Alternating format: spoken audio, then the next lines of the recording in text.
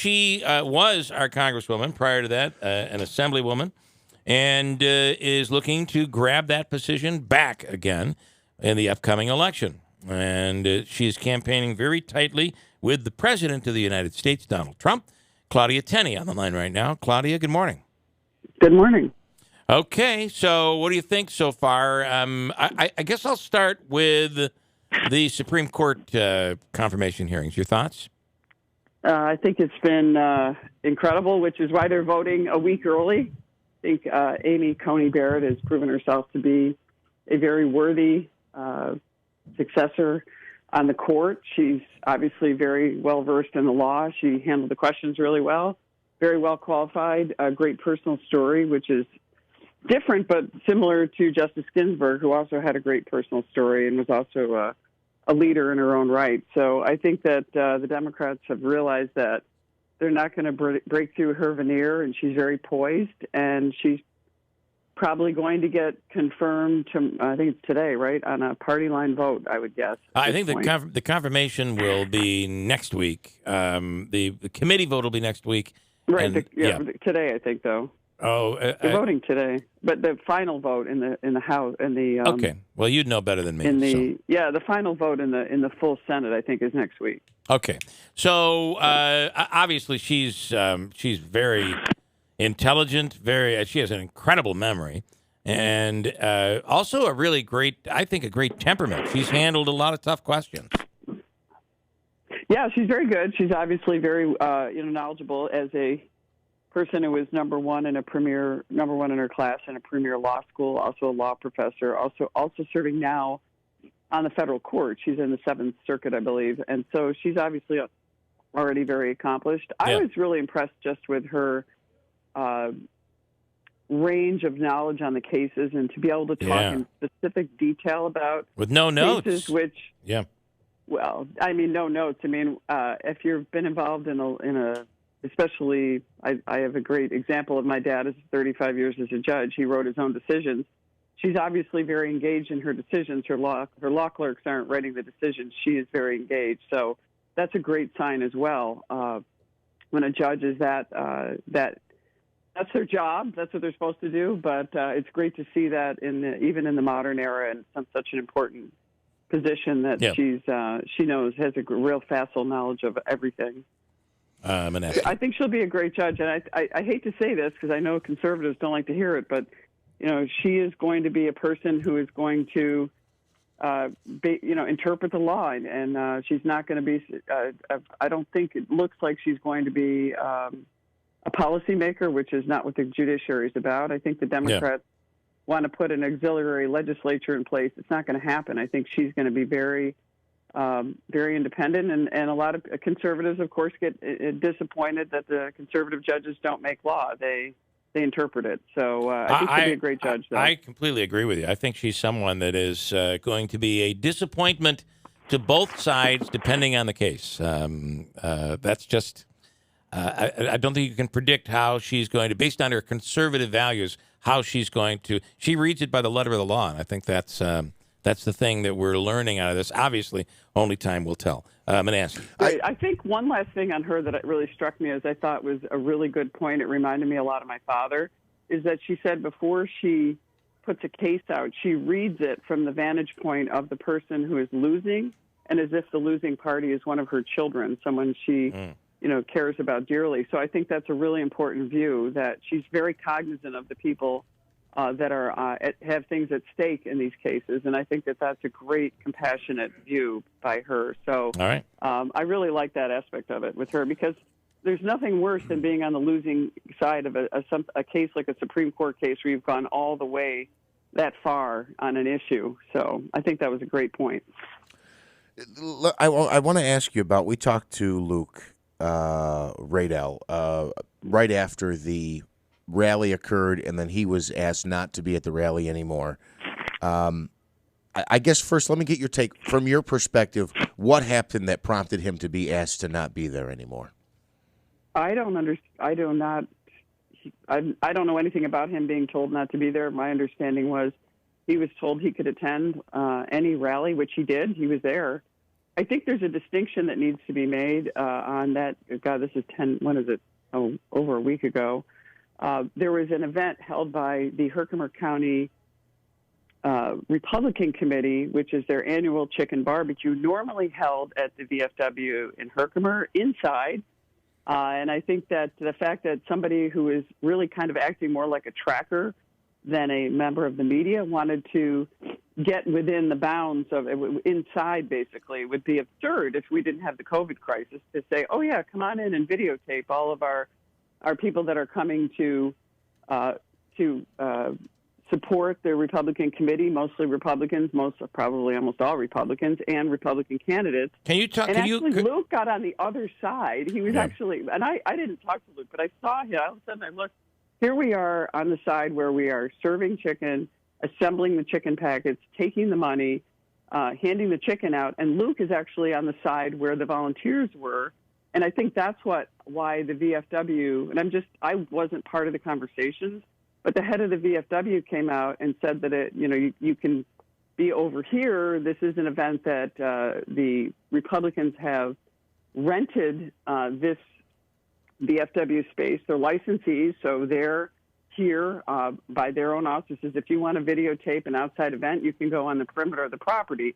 After the Republican barbecue, there was a rally, which Luke was at. He's in all the pictures. He's in all the pictures standing behind me and Elise Stefanik and Brian Miller and the other candidates. So I don't know why he's making such a big deal about it. But, to me, this is the situation where you have someone who is exactly the problem that I have had with the media for many years. As being a member of the media, we strove to make sure that we weren't the newsmakers. We were providing news to the public. And this is what's happened in the age of social media. You have people who grab a camera and they are the news. They're prima donnas, they're divas. It's all about them. It's all about getting clicks. It's all about getting attention. You're talking about a junior in high school here. Yeah, that's exactly another issue with Luke. Is when we owned our newspaper, I carried $1 million in libel insurance in case somebody wrote a letter to the editor or I missed something on the editorial side, so that we could cover ourselves in case we got sued. And he's not accountable as a 16-year-old. You're giving him credibility like he's a regular member of the media and he's held accountable. I got to tell you, I don't think we're giving him credibility. It became an issue for your campaign. And even watching the video. Well, you're giving it that's one viewpoint. What did you see in the video where he was ambushing and rushing up to people on my campaign and trying to shove a camera in my face? I'm not saying that he was respectful. I'm not saying that. But he still has a right. He's a high school kid who absolutely has a right, which he did. But he doesn't have a right to ambush people and step on top of you. I'm not sure that that's what he was necessarily. I guess maybe he was. But either way, I saw adults holding their signs up high so that he couldn't get a video shot. Why do we need to do that to a junior in high school? That seems a little petty and ridiculous. That's what makes it the story. That some 16-year-old thing. Everybody else. Did you see Spectrum, who was there covering it? Yeah, they were all roaming around with their cameras. They were shoving their camera and screaming at people. They said, "Hey, we would like to have an interview." Luke never contacted anyone. Said, "I'd like to set up an interview." He also did not. He didn't act like a professional member. He said that he's a nice kid. He's got a great family. He's a smart kid. But, there are protocols in place when you go to an event. You can't just ambush a private group, the Republican committee, and then step on the grounds of the VFW and stand there and take pictures and badger people that are just serving food. They're volunteers serving food, asking them questions about, the COVID virus. And they were all, by the way, had masks. I wore masks and gloves because we were serving food. So did the other people. Yeah. And he just pushed his way in there. Behind, it's like going behind the cash register somewhere and starting and videotaping, someone that's working somewhere. Right. It's just, it's okay for him to be there. It's okay for him to videotape, but it's not okay to impose yourself in such a way that was so aggressive. It was almost like a bully showing up and trying to just ambush people. There's professional ways of handling this as a legitimate member of the media. And that's all that we were asking for. And honestly, I didn't really have any interaction with him except he was, yelling to everybody about, the president and the president killing 200,000 people or whatever he was yelling. Okay. I couldn't even really hear what he was saying. What is a what? But he got tons of video. In fact, I got to be honest with you. I thought I lost my coat, and I went back and I had one of my staffers find Luke's video so I could see if I had my coat in my hand when I left. So it was useful. Okay. I'm not kidding. I said, gosh, did I leave my coat at the rally? My question. I said, Spencer, go check Luke's video. And there it was. Oh, that's there awesome. I was carrying my coat. It was definitely useful for something. But look, Can I just ask my? I think Luke is a very, very capable kid. I mean, he's smart. This is again about the press, and while we're on this, how about this isn't about the press. On one hand, you're saying he's not the press. On the other hand, he is. Hunter Biden out with the Chinese issue. Can I ask my question? That's all I want to do is ask one God-blessed question. But you've asked so many questions on the same topic. I want to know what's a tracker. You're calling him a tracker. What's a tracker? If you're going to call him something, I think we should know what that is. What is a tracker? Okay, a tracker is someone who is not officially a member of the media, who is just tracking people, like ambushing somebody at an event, as opposed to someone who is actually a legitimate member of the media. And by the way, both sides do it. Republicans do it. But that would be someone who's paid for by the You're implying that he's paid by the Brindisi campaign to get video for future commercials? No, I didn't say that at all. You're saying that. I'm asking. It's a question. It's a question. As I said, let's slow down. I'll try. He's acting like a tracker, someone who is not officially. I mean, by the way, anybody can pick up a phone, go to an event, and start taking video. This is what's happening around. I understand that, but when you call him a tracker, what that means is that he would be paid by a campaign to go out and just basically get they want to get bad facial expressions. They want to get, that's what a tracker is. And you said he was one. You didn't say he's acting like one. Acting like a tracker. Okay. I'm glad you clarified that. I don't know why this is when somebody is out ambushing people instead of going through legit media. And I'll tell you, I don't want to dwell on Luke because his grandfather is a dear friend of mine and was a friend of my dad's, a nice family. I just we are running a big campaign. I'd like to see some fairness. And the last thing I'm going to say about Luke is my last interview with Luke was an interview about my article in the Post-Standard talking about how we need to move our manufacturing back here from China. We're too reliant on them. It's been a big issue for me in my campaign. Yes. And we did an extensive interview. Every single phone call and interview with Luke Radel and I have been recorded for 2 years, even a casual conversation, because I was concerned about Luke's veracity. And back when I wrote this article, I specifically talked about my positions on health care, guaranteeing people with pre-existing conditions, winning a public health care award, making sure that we have public health care available to everyone, especially people who are truly needy, but also providing choice. This interview, Luke said he was going to put it on Twitter. I recorded the entire interview. It went on Twitter. He cut out the entire section on my discussion of health care, which is critically important in this race, and it wasn't put on. I called Luke. I said, Luke, the whole health care discussion is not on the video. And he said, yeah, something went wrong with my video. And I said, well, my audio. Can you send me it? I sent it to Luke. He never corrected it. I asked him a few times about it, never corrected. If he goes on and corrects that, it feels to me like it was just a simple request. Yeah. I have the audio, as you know, I always do. You do. And so I was just asking for that, and I just thought, well, if you really are if you really want to be sincere, why wouldn't you put that up? Okay. Fair enough. By the way, it could be he couldn't figure out how to get it up. I find that hard to believe because he's obviously very sharp. But anyway, back to the biggest story in media now is Hunter Biden. But can I? That's not what we want to talk about. Can I? Luke is on Oh dear! Of course not the biggest story. Yeah, Luke is on the line now. I will honor He wants to ask a question, and I'll honor you if you say you would rather not go down that road. I'll honor what you ask for. To talk about Hunter Biden?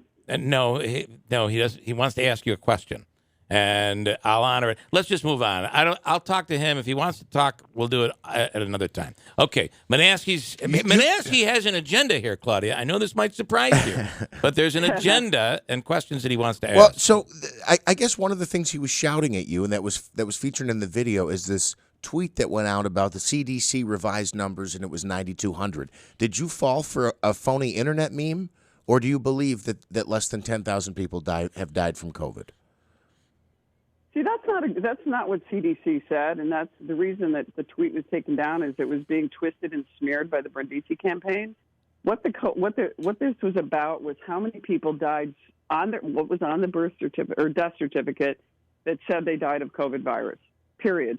We know that a lot of other people, 224,000 now have died, and on their death certificates, it indicates their death, and it indicates that they died of the COVID virus. Not both. So of that, the CDC indicated a certain percentage had only COVID listed on their death certificate. That doesn't preclude that they could have died of even though they might have got killed in a car accident. Sometimes it was car accident and also tested positive for COVID. So there wasn't a conclusive result that person died of COVID or died of, traumatic brain injury or head injury because of a car accident. That's the only distinction that was being made and was not made by the facts. But Brindisi campaign and Luke decided to highlight that and turn that into some kind of conspiracy theory, when the real issue was just, not people. A lot of people are very sick from the COVID virus. I'm at every event with Brian Miller, who is a walking miracle that he survived the COVID virus. It's serious. I encourage people to wear masks. I can't enforce that people should wear masks. I have people call my office every day saying, we don't want to have to wear a mask. We don't think this is, whatever. But I feel like erring on the side of caution, wearing a mask, and by the way, at the chicken barbecue, wearing gloves when we're serving food and those types of things, making sure we're social distancing, using gallons of hand sanitizer, all those things were done. So the fact that they're just trying to twist this into something is absurd. But you do agree. But the issue is it's just a non-issue. Again, why isn't Luke talking about all the other? Why isn't he talking about the nursing home issue? Why isn't he? See, now you're talking about Luke. Forget Luke. Let's leave him. Let's leave Luke out of this. Cuomo is claiming that he did not order COVID positive patients into the nursing home. It's a huge scandal in the state. Yes. Why aren't we letting people? Those are things. We just spent 20 minutes with Joe Griffo on what Cuomo has done to nursing home residents. It's terrible.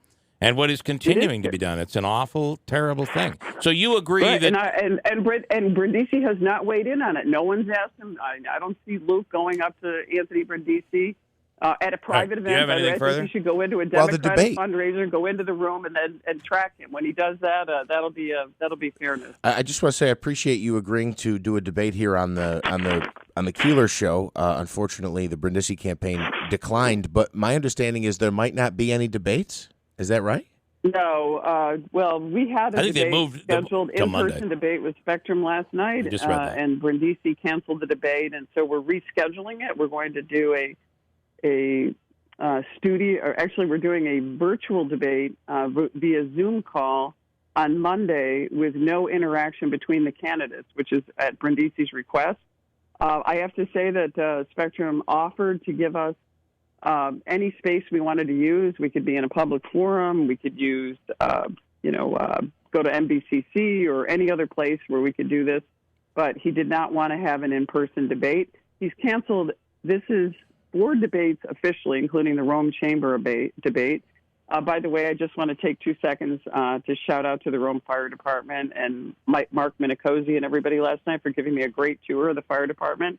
And watching them all come down the fire pole was pretty wild, holding a glass of water without spilling it. I'm impressed. But anyway, he decided the Rome Chamber debate he canceled. I've heard numerous people that were members of the Rome Chamber saying this is the first time in 20 or 30 years that a sitting member of Congress has refused to do the Rome Chamber debate.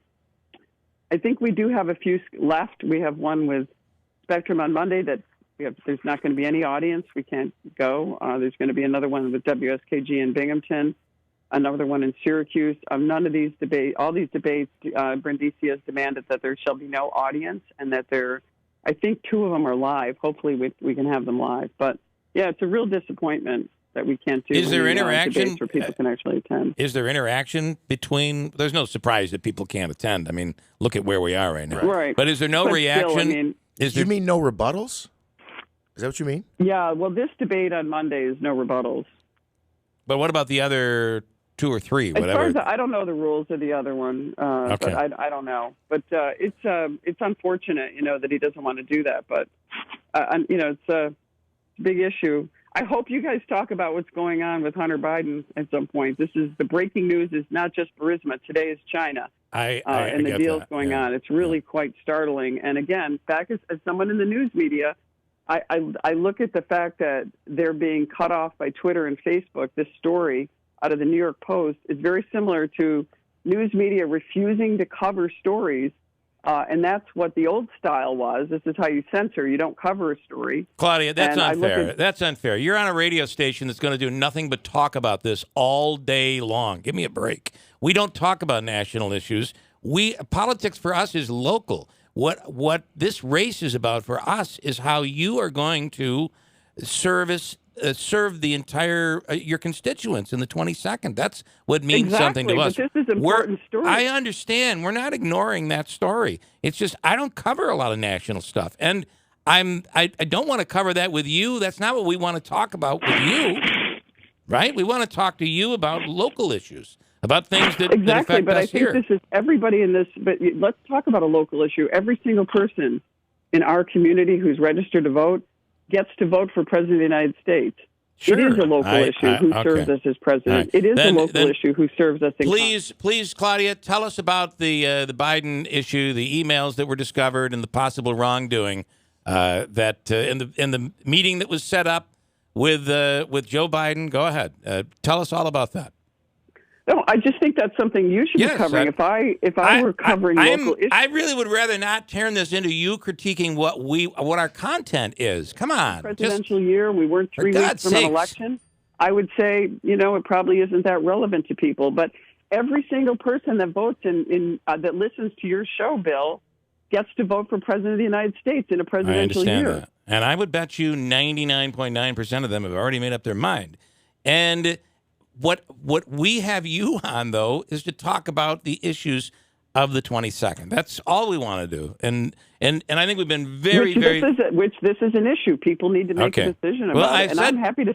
We are trying to talk about important issues, exactly. And we're talking about my issue, my campaign, and the strength that we've had in putting in our campaign. I would love to talk about the fact that we've come out with, we finally are getting catching up and getting some positive ads out. I know you've done a lot of coverage, saying that I've done negative ads, but let's be honest, your audience should know that I have had almost $47 million spent against me in just 5 years, and most of it negative. And I am being outspent at least 3-1 in my campaign. I don't know where are the stories that we've done all these stories on your campaign. I don't know where these talking over me. I really apologize, but it's like you want me to talk, but you're not letting me state what the facts are. These are important facts. People need to evaluate these things. I will not say another word. Go ahead. Tell us about Biden. Tell us about whatever you want. I'm sorry if I'm interrupting you. I can't. I do not mean to be interrupting. No, I'm sorry, Bill. Sometimes there's a delay, like my earpiece, like I can't tell in my headset, like you don't come up right away, and I'm mid-sentence, and I hear you, and so I apologize if it's confusing, but I don't know if it's a delay on the radio or you and me, but I apologize. All of a sudden I'm mid-sentence, and I hear your voice, so it could be just an error in the delay. I'm sure that's exactly what it is. So Biden. Let's talk about the Biden story. Well, I just hope that you, as you go through the next several weeks, I hope that comes up in your conversation so local people know what's going on. Local people will know. The New York Post is basically a New York-based paper too. So, the COVID virus, nursing homes, those are also local issues and national issues. I think they're important. Again, back to talking about my campaign and what we're doing. We feel like we're doing really well. We're strong, even though we're being outspent on the campaign side 6-2. or 3-1, either way you want to look at it, 6 million to 2 million. I think people should be. I hope that our local radio and TV stations and news stations will also cover and fact check some of these things and some of the ads that are out there. I haven't seen any of that yet, but I'd like to set the record straight on some of those issues as well. Okay. Claudia, a new Siena College, the Syracuse.com survey. WIBX Utica Rome, we're overtime. So you've bumped Fox News and everything. So let's just keep it going. I'm enjoying it. So Siena College survey with Syracuse.com has you leading in Oneida County and behind in Broome County. Do you feel that that poll is accurate, and what's your take on that? Well, I don't know who they talked to and who they interviewed. The poll is an outlier when you look at all the other polls that I've had the access to in the district over the last 4 years. Never at a time in this district have I seen a poll where Donald Trump was losing. In fact, the last polling that I've seen on this district, he was at very worst +8, +13, +11, +18. So right off the bat, I think that the sample is incredibly small, and it's very unusual for a pollster to run a poll over the course of 8 days to get a sample size that small. Most sample sizes, especially in a race of the size, would be 500 or 600 sample. They also show that John Katko is losing the Siena poll, which I don't believe is happening. The polling I've seen on that race shows him ahead. The polling I've seen on our race or heard about, I've never gotten to actually see it, shows that we are tied or +1 or -1 or +2. It's a very tight race, all within the margin of error. Well, this poll showed. I think the president's going to win the race, and I think that we're going to be very close on election night. As you know, this poll showed that you were up by a point in Oneida County, but as you get down into Broome County, which seems like it has some bit of accuracy, because Brindisi won big in Broome County in 2016, but it's showing Brindisi way ahead down there, which ends up leading to the numbers that they came up with. Do you contest that? It's somebody's poll, snapshot in time. And it's the only poll we have. If Brindisi believed that poll, I think he wouldn't have put $2 million more into the race in the last couple of weeks. So okay. All right. If he really believes he's winning by that wide a margin, they would be moving. The Democrats have also put in a ton of money. So they I'm not sure they're buying that poll either, but I hope they are. Then they'll pull their money out and put it somewhere else. Yeah. Andrew, are these questions for Claudia? Or no, I think okay. Jay might have been, but I don't know. Okay. All right. Anything else you want to add? We've gone over here, and anything else you would like to add here this morning? No, I think that I have another interview. I get to 8:15, so unfortunately I got to jump and go do that interview and get ready for it. But I appreciate the time. Works out perfectly. And again, Bill, I don't know if there is a delay, but sometimes I don't hear your voice coming in that mid-sentence, so I just I guess I'll just kind of wait for the delay when I hear it, because I don't know if that's a technical issue, but I apologize for that. Well, thank you so much. I do appreciate it. Claudia Tenney, it's been a pleasure. We will do it again, I hope. Yeah, thanks so much. All right, thank you. Thanks, Jeff. Bye, Andrew.